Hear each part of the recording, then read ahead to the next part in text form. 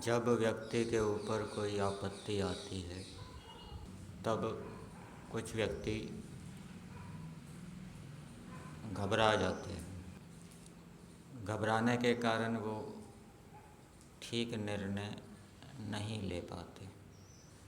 यदि वे किसी के पास सलाह लेने के लिए जाते हैं और सलाह देने वाला कोई परोपकारी व्यक्ति है, वो उसको सलाह देता है और उस व्यक्ति की सलाह मानने से वो घबराया हुआ व्यक्ति निर्णय कर लेता है और निर्णय कर लेने से उसकी जो आपत्ति है, संकट है, वो दूर हो जाता है। इसी प्रकार से जैसे परोपकारी व्यक्ति निर्णय लेने में सहायता करता है, परमेश्वर भी निर्णय लेने में हमारी सहायता करता है। मान लीजिए कोई व्यक्ति, उसने दान के विषय में पढ़ा सुना, फिर वो चिंतन कर रहा है, दान देना चाहिए नहीं देना चाहिए, लाभ हानि के ऊपर विचार कर रहा है और फिर उसने निर्णय ले लिया कि मुझे दान देना चाहिए। तो इस निर्णय में 70-80% योग व्यक्ति का बताया जाता है और 20% योगदान परमेश्वर की ओर से बताया गया है।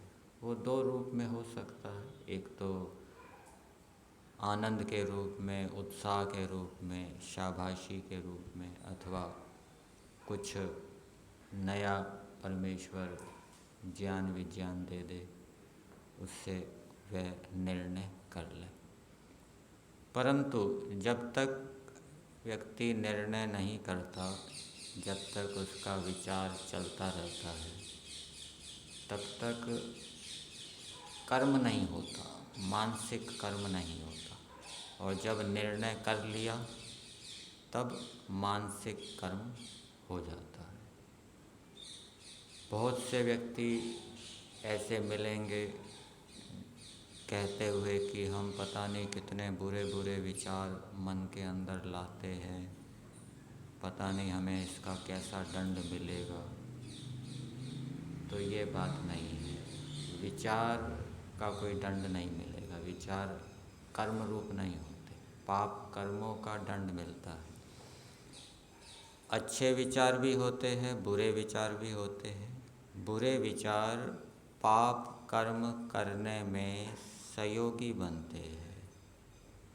बुरे विचार मनुष्य को दुख देते हैं, कष्ट देते हैं।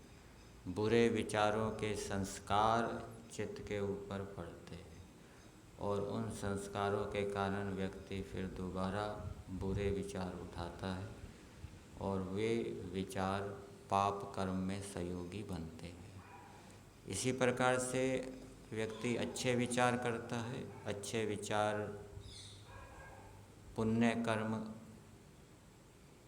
करने में सहयोगी बनते हैं, पुण्य मानसिक कर्म करने में सहयोगी बनते हैं। पुण्य विचार, अच्छे विचार करने से व्यक्ति को सुख होता है। अच्छे विचार करने से अच्छे संस्कार पड़ते हैं और वे संस्कार फिर दोबारा अच्छे विचार की उत्पत्ति में सहयोगी होते हैं। विचारों के आधार पर जो व्यक्ति निर्णय लेता है, अर्थात मानसिक कर्म करता है, यदि उसने अच्छा निर्णय लिया, पुण्य करने का निर्णय लिया, तो उसको आनंद होता है, प्रसन्नता होती है। और यदि वो पाप कर्म करने का निर्णय लेता है तो उसको दुख होता है। बहुत से व्यक्तियों को परमेश्वर की ये सहायता समझ में नहीं आती कि परमेश्वर निर्णय करने में सहयोगी होता है। जो विद्वान होते हैं, योगी होते हैं, उनको ये ईश्वर की सहायता समझ में आती है। योगाभ्यास का एक स्वरूप ये है कि अच्छे विचारों को बनाए रखना और बुरे विचारों को हटाते रहना, ये क्या है? योगाभ्यास। योग दर्शन के अंदर भी आता है, योगश चित्त वृत्ति निरोधः। वृत्ति का अर्थ विचार भी होता है। चित्त की वृत्तियों को रोकना अर्थात क्लिष्ट वृत्तियों को रोकना और अक्लिष्ट वृत्तियों को, अच्छे उत्तम विचारों को बनाए रखना, ये योग है। दुष्ट विचारों को, दुखदायी विचारों को, हानिकारक विचारों को हटाना योगाभ्यास है। तो इस प्रकार से हमें विचार और कर्म के स्वरूप को जानना चाहिए। जब मानसिक कर्म हो जाता है, जैसे मान लीजिए किसी ने दान देने का निर्णय कर लिया, तो अब वो फिर योजना बनाता है कि अमुक व्यक्ति को इस समय इतने बजे मैं दान देने जाऊंगा। और जब तक निर्णय नहीं होता वो योजना भी नहीं बनाता।